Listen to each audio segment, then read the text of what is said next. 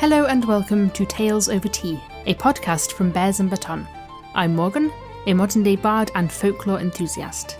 In this series, we'll be visiting legendary heroes, mythical creatures, and gribbly monsters, and seeing what wisdom they might have for us today. So why don't you come in, take a seat by the fire, and enjoy a cup of tea while we dive into today's tale. Welcome back to another episode of Tales Over Tea. I'm very excited for today's episode because we're going to be diving into one of my favourite folk stories, and the surprisingly contentious history of its origins. But before we do that, I'd like to say a huge thank you to everybody who tuned into and supported episode 1. I truly appreciated every single comment I received, whether that was on podcast platforms, on the Druid Hearth, or via WhatsApp messages. Seeing just how many of you enjoyed the pilot episode made my month, so thank you for that. And today I'm back with another episode. Today's tale is another one from the county of Lincolnshire, the county that I call home. It's called The Buried Moon, and it features misty marshes, gribbly monsters, angry villagers, and a daring celestial being. I first heard this story at Samhain, or Halloween, last year, at an event to celebrate the release of Witch Country by Sarah Robinson, a very good podcast that's worth checking out. And I instantly fell in love with the story. Partly because it's just such a wonderful tale, and I really enjoy stories about the moon, and partly because the landscape of marshes and pools resonated so strongly with me. For those who don't know much about the history of Lincolnshire, it's built on an area of the country that used to be marshes and fens. It's very, very flat, with 40% of the county lying at or below sea level. Over the last few hundred years, the landscape has been almost entirely drained, leaving arable farmland in its wake. But the fens and the marshes have nonetheless left their imprint in collective memory. And the landscape of the tale immediately felt like home, despite growing up in the city and not in the countryside. But we'll talk more about the history of the marshes and the fens, and of today's story, later in the episode. First though, let's settle in to hear today's story. The fire is nice and toasty, as always, and Cedric is busy heating up the kettle as we speak for a nice cup of tea. Today's blend is a sweet, fiery ginger and honey. Ginger for the heat of the summer solstice just past, and honey because this month's full moon is known as the mead moon in Celtic folklore. Comfy? Then let's begin.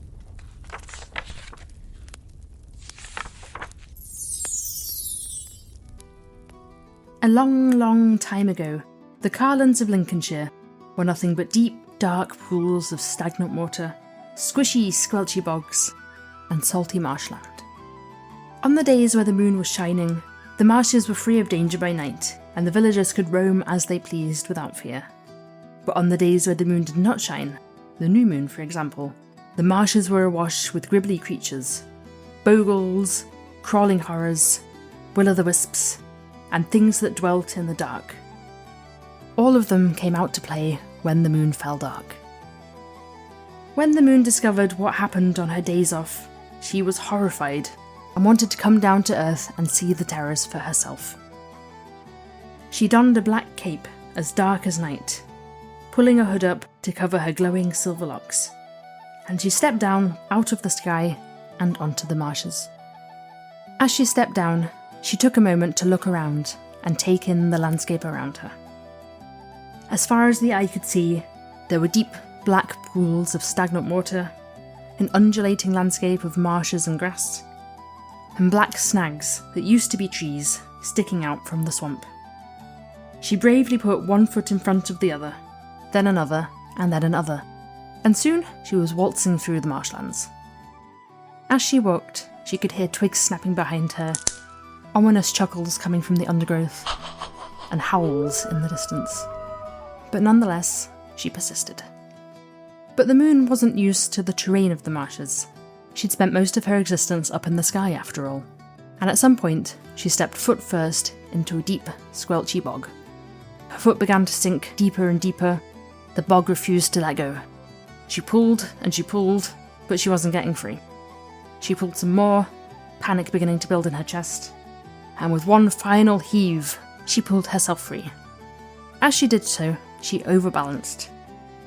One foot went behind the other, then another, and then another, and then a dead hand of rotting flesh and skeletal bone burst out of the marsh, grabbing her by the ankle. With another heave, she pulled herself free of the gripping fingers, but again, overbalanced and began tumbling down the side of a deep, dark pool. As she fell, her cape came free, her silver locks were exposed for just a couple of seconds, and the creatures that lurked in the dark realised who she was, and they saw an opportunity. As the moon landed in the deep, dark, stagnant pool, a few of the bogles held her down. Others, and a couple of crawling horrors, grabbed a huge slab of rock, pulling it, heaving it along, and dropping it over the pool, trapping the moon beneath its surface. They let out a few mischievous snickers and a few howls of elation, and they asked the will-o'-the-wisp to guard her, its light flickering above the swampy grave to mark where the moon had fallen. Beneath the rock, the moon screamed and thumped, but she was too far from the nearest settlement to be heard. And so, she resigned herself to her fate. Meanwhile, life continued in the surrounding villages, much as it had done before. At least for a few days. It was new moon, a time of darkness on the marshes, and the villagers knew to be home before darkness fell. They'd bar their windows at night, lock all the doors, and make sure they were in bed before the bogles and the crawling horrors made their way out beneath the cover of darkness. Each night, one brave soul would risk a glimpse outside to mark the moon's return, and with the return of the light, the return of the safety of the marshes by night. Eventually, though, the villagers realised that the moon had failed to return to their skies. Night after night they waited. Perhaps she was just a little bit late this month. But still, she did not return. After a week of dark nights, the villagers realised they had to do something. They couldn't continue like this. They needed to be able to roam at night, to transport goods along the rivers and the coastline, to make trading deals, to get food in, to live their lives as they had done before. Conversation was heated in the pub as the villagers debated what to do. Eventually, they decided to consult the local wise woman. Now, like all good local wise women, she didn't give them a direct answer, but she did tell them what to do to find the moon. They just had to figure it out. She told them to put a stone in their mouths, take a hazel twig in the hand, and venture into the marsh at nightfall. When they found a coffin, a cross, and a candle, they'll have found the moon. The villagers looked back and forth at each other, confused by the cryptic advice of the wise woman, but knowing that it would come to be true. And so they gathered at nightfall. They each popped a stone in their mouths, a reminder not to make any noises as they ventured out by nightfall so as not to attract the attention of the bogles and the crawling horrors. They each took a twig of hazel, known to be good for finding lost things, and they joined hands and stepped out of the village.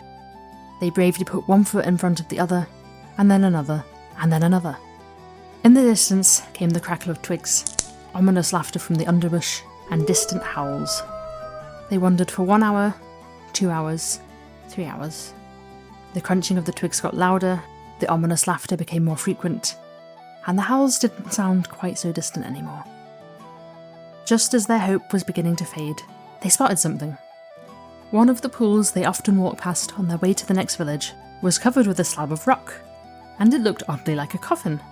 That must be the first sign.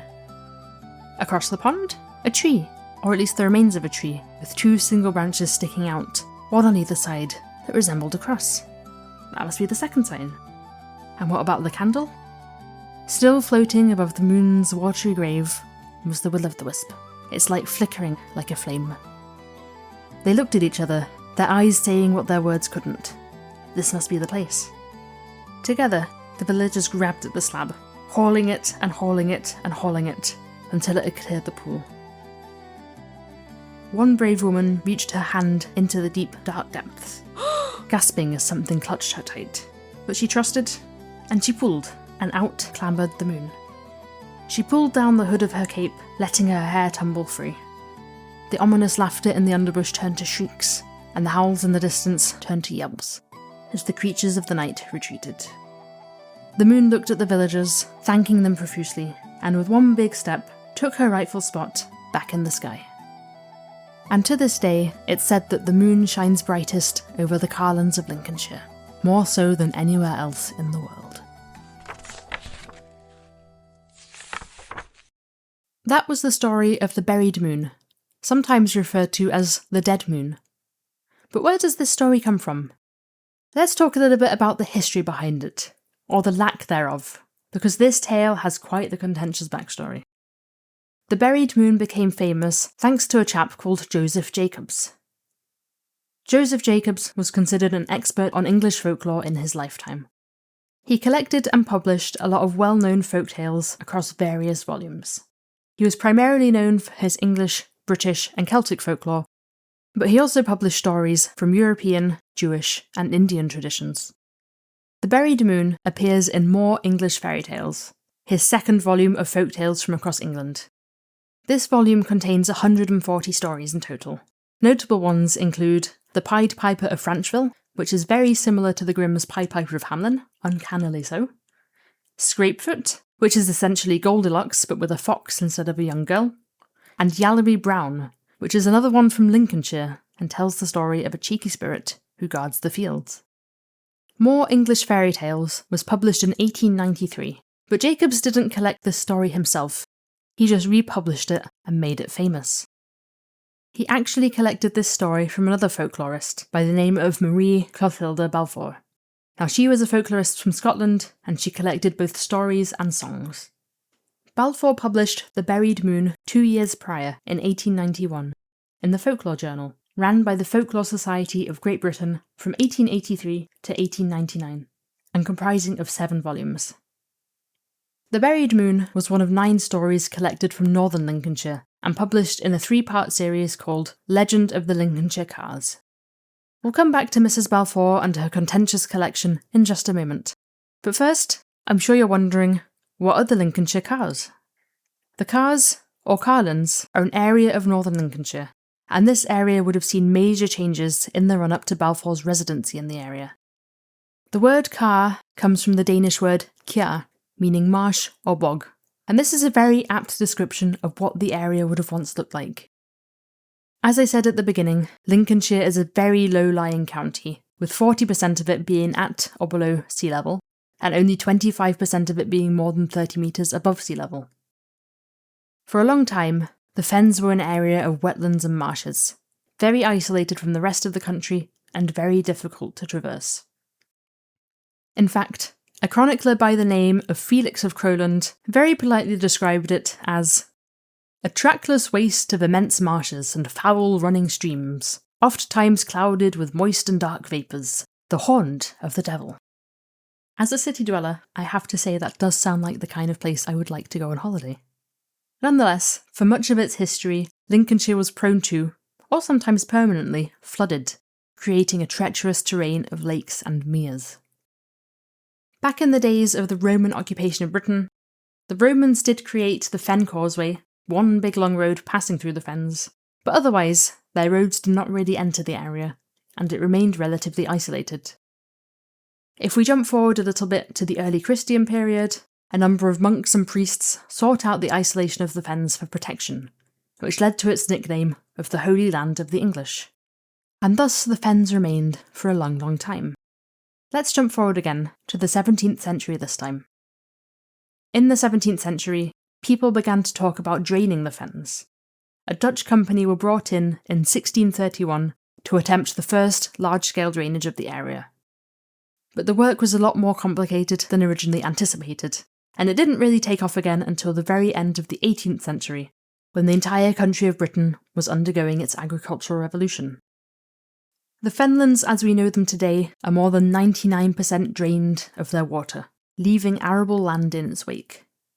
This is why Lincolnshire is now one of the biggest agricultural centres in Britain, although there is now a push to bring back the Fenlands, as it's a diverse habitat for wildlife. But let's get back to Marie Balfour before we go on a deep dive into ecology, conservation and all that. I could talk about it for hours, but that's not why you're here. So, Marie Balfour's journal articles containing the buried moon were published in 1891, just 90 years after large-scale drainage had been commissioned in the fens, so the area had seen rapid change in just a couple of generations. At the time of collecting the stories, Balfour was living in the village of Redbourne, approximately 20 miles south of the Humber and 30 miles inland from the coast. Much like our chronicler Felix of Crowland, the way Balfour describes the area isn't the most complimentary, but it does suggest a way of life influenced by centuries of isolation from the rest of the country. She wrote, "During the comparatively short time I spent amongst them, close observance of their ways of life and thought assured me that the old and simple heathendom still lay untouched, though hidden, below successive varnishes of superstition, religion, and civilization." And the stories she collected certainly speak to this too. About the buried moon in particular, she wrote, "One, which I call the dead moon, I first heard about in a sort of nursery rhyme some children were singing. I have listened to awesome tales of boggarts and toddleries that have still local habitations, as well as names, and to weird stories of witches and woe-women and their spells, till I nearly believed in them myself." The tale was obtained from a young girl of 9, who stated that she had heard it from her gran. Balfour continues, "But I think that it was tinged by her own fancy, which seemed to lean to eerie things, and she certainly revelled in the gruesome descriptions, fairly making my flesh creep with her words and gestures.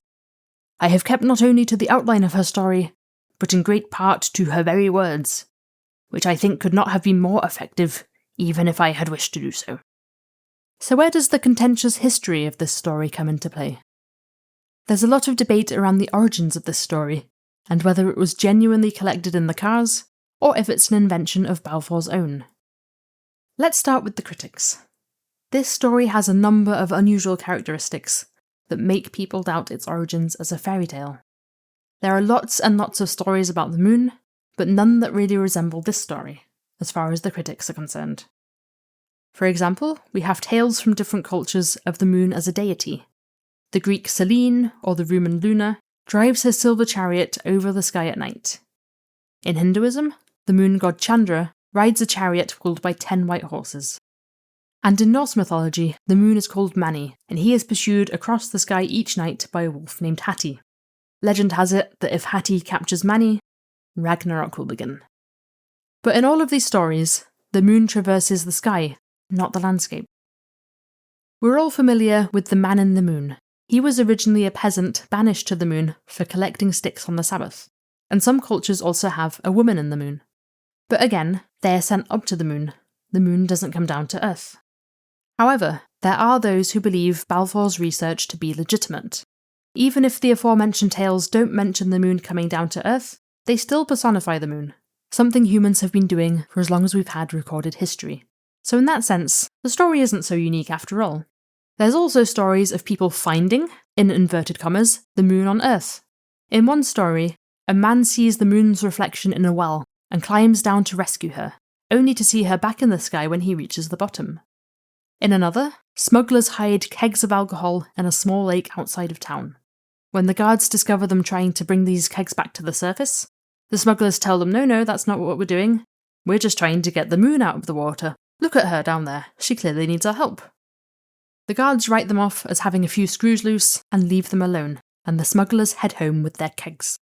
So the trope of the moon being stuck in bodies of water, while not identical to Balfour's story, certainly has precedent. And many of the creatures featured in the story have a long history in Fenland folklore.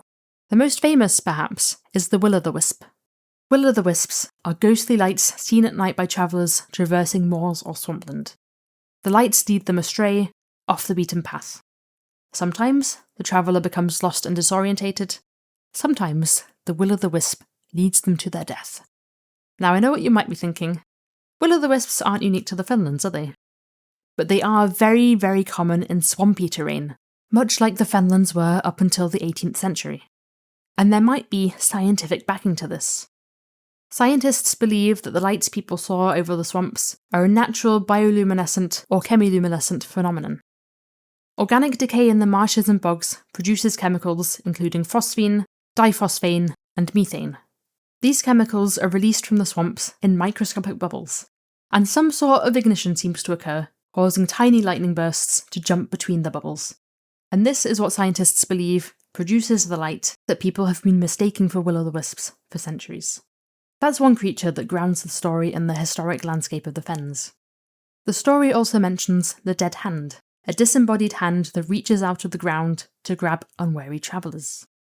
Now this has obviously become a common trope in horror movies, But there is another Lincolnshire tale from the Cars that features this particular monster. It involves a young man who's warned not to traverse the marshes at night, but he does so, and of course something reaches out the ground and grabs him, and he returns later highly traumatised. I'd like to give the last word of this debate to Dr. Maureen James, a contemporary folklorist who's done extensive research on the legends of the Cars, and who presents a strong argument for the authenticity of the story. She has analysed many aspects of the tale, but to summarise the main points, when analysing the whole collection, a number of different Lincolnshire and Yorkshire dialects can be identified.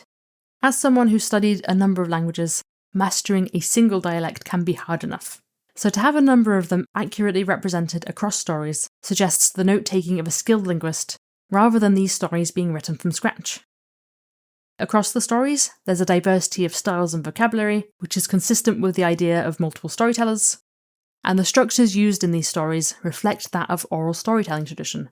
For example, performative strategies, simple sentences, poetic devices, breaking the fourth wall to address the listener, and even more. And, as I touched on earlier, the historic landscape is clearly a huge part of these stories, something that Balfour may have been aware of, but something she wouldn't have lived herself. You can find more of James's notes on tellinghistory.co.uk. One question that she poses, and answers, is why was this story not found sooner, if it's genuine? Well, perhaps no one was asking. One thing that I've learned from my deep dive into folklore and oral storytelling is that folk tales are designed to pass from teller to teller and be heard by an audience. There are still tales popping up today that haven't been recorded in written format, but that can be traced back through the centuries. So, did Balfour invent this story? Or did she genuinely discover it in the deep, dark depths of the Lincolnshire fens? And how much has she embellished the tale if so? I'll let you decide that. Perhaps you can let me know your thoughts in the comments. But perhaps the bigger question is, does it really matter? As I said in the last episode, folk stories change each time they're told. Whether it's tellers adding their own twists, or details changing as stories are passed through the generations, or across villages like a game of telephone, folklore changes by design. Stories are adapted to the landscape they find themselves in, as well as the historical, political, and social situations they survive. And that's the beauty of it. Either way, The Buried Moon is a fascinating tale, and I believe it deserves a spot in the folklore books, regardless of where it came from. At this point, it's as much folklore as any other tale. But what message might this tale have for us today? Much like how the stories themselves change with the landscape and with the times, I believe that the meanings behind them can transform too. The Buried Moon might once have been a cautionary tale about not venturing out into a treacherous landscape after dark, lest one lose one's footing and end up deep in the marsh. But what about today, a time in which the fens are drained and artificial light keeps the bogles away? I believe that The Buried Moon can still be a cautionary tale, and it tells us to learn our local landscapes like the back of our hand. In a world that tries to keep us indoors and tied to our screens, it's easy to lose sight of what's going on right under our noses. Think about it for a minute. When was the last time you looked at the moon and really took it in? When was the last time you really noticed what's blooming in your street and how that changes throughout the year? The insects that come to visit, the animals, the birds. In a world increasingly threatened by climate change, the simple act of noticing is so important. We need to know our landscapes.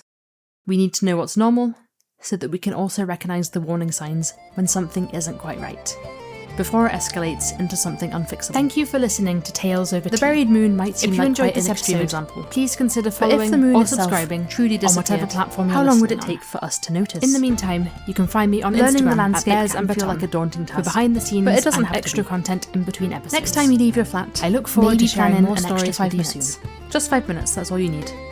And perhaps, instead of rushing to where you need to be, slow down and just take a moment to let it all in. And on that note, today's Tales Over Tea comes to a close. I hope you enjoyed getting comfy by the fire with a good brew and listening to today's tale. Next month's story will take us from tiny village to grand castle and feature a cast of clumsy maidens, dashing princes, cunning queens, and even more cunning fae folk. But for now, the fire is dying down, the real world is calling, and I bid you a fond farewell.